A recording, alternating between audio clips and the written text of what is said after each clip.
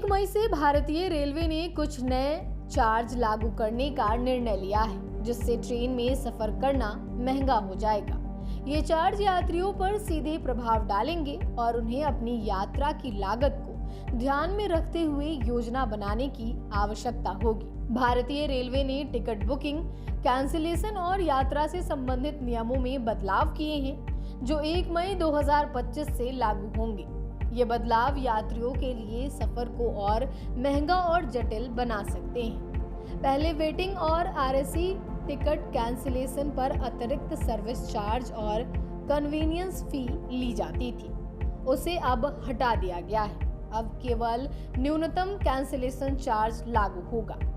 यात्रियों को कैंसिलेशन के लिए कम खर्च करना पड़ेगा, खासकर वेटिंग और आरएसी टिकट पर, क्योंकि अतिरिक्त फीस खत्म हो गई है। लेकिन चार्ट बनाने के बाद कंफर्म टिकट कैंसिल नहीं हो सकता है, जिसके लिए ऑनलाइन टीडीआर यानी टिकट डिपॉजिट रिसिप्ट फाइल करना होगा।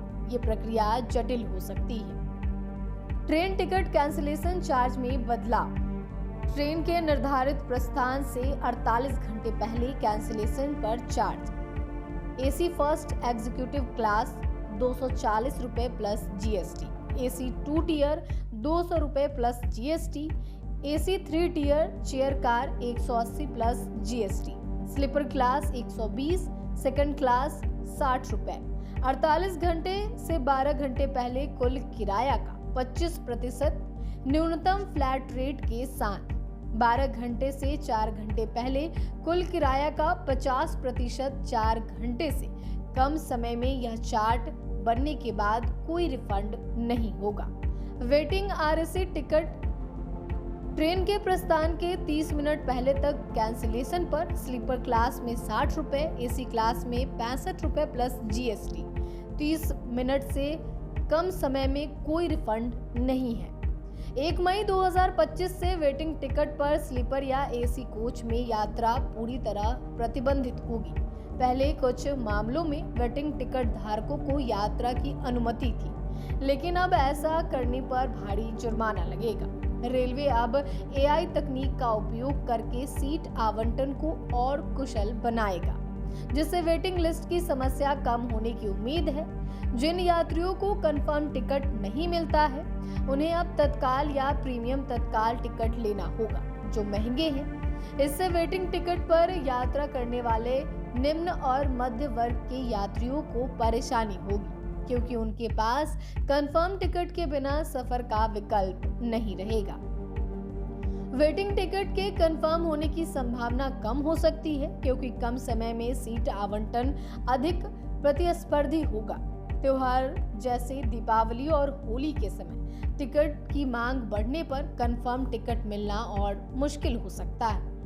वेटिंग टिकट पर यात्रा बंद होने से ये यात्री सबसे ज्यादा प्रभावित होंगे। उनके लिए कंफर्म टिकट अनिवार्य होगा, जिसके लिए तत्काल या प्रीमियम तत्काल जैसे महंगे विकल्प चुनने पड़ सकते हैं। 60 दिन की एआरपी सीमा के कारण लंबी अवधि की योजना बनाना मुश्किल होगा।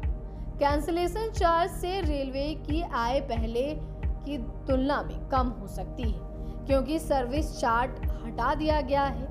लेकिन वेटिंग टिकट पर यात्रा बंद होने से तत्काल और प्रीमियम टिकटों की बिक्री बढ़ सकती है। वेटिंग टिकट पर यात्रा बंद होने से यात्रियों को कंफर्म टिकट लेना अनिवार्य होगा, जिसके तहत तत्काल या प्रीमियम तत्काल टिकटों की जरूरत पड़ सकती है।